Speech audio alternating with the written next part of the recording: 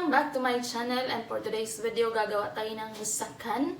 Isa itong Palestinian food na ang main ingredients are bread, or tinatawag nila na taboon bread, chicken, a lot of onions and olive oil, and also the sumac. So ito yung pinaka main ingredients ng food na ito, ng dish na ito. So ipapakita ko sa inyo kung paano gagawin itong dish na to. So stay tuned. Ang una lang natin gagawin is i-boil natin yung chicken. So you can use any kind of chicken, breast, or skinless, or whole chicken. So akin is gagamitan ko siya ng whole chicken kasi may paggagamitan ako ng broth tomorrow. So i-boil lang natin siya. Ayan. Lalagyan natin siya ng onion. Lalagyan din natin ng bay leaves. Of course, lalagyan din natin ng pepper.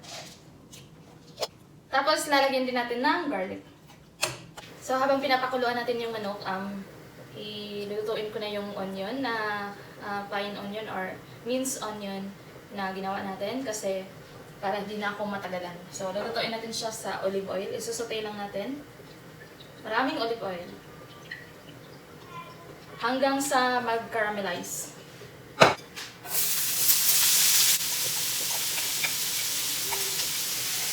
So, dapat dito is maraming onion at saka maraming olive oil.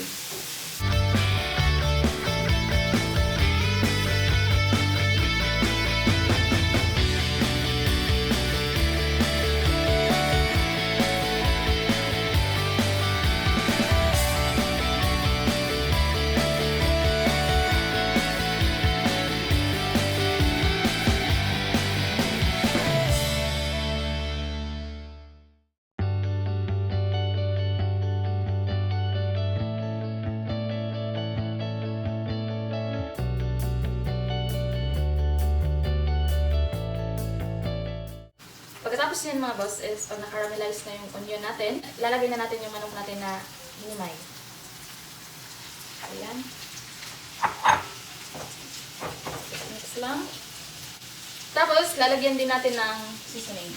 So meron ako ditong pepper powder, salt, and chicken spice. Tapos lalagyan din natin ng sumac. Ito yung sumac.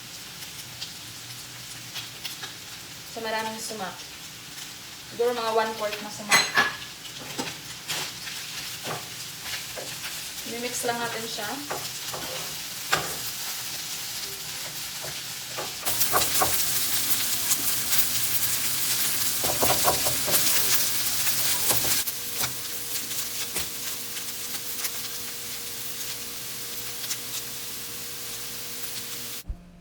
Tapos, ibabalot na natin yung ating ginawang filling. So, ang gagamitin nating pangbalot is itong klaseng bread na ito. Isa itong bread na malapad at manipis.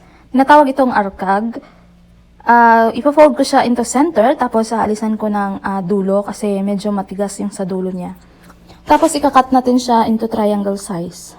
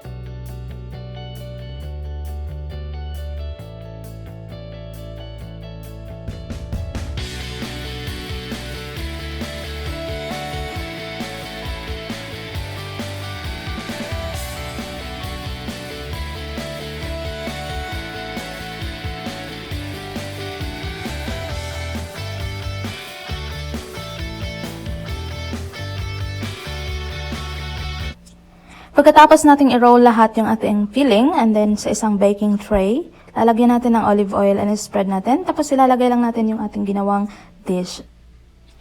And then pagkatapos yan is papahiran lang natin ng konting olive oil ang ibabaw ng ating roll.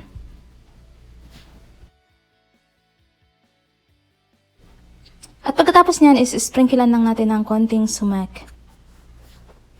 Wala, ganito lang kasimple ang musakhan mga boss. So, ang iba i-fry nila, pero sa akin i-bake ko lang ito at i-brown natin ng konti kasi mas healthy siya pag i-bake natin.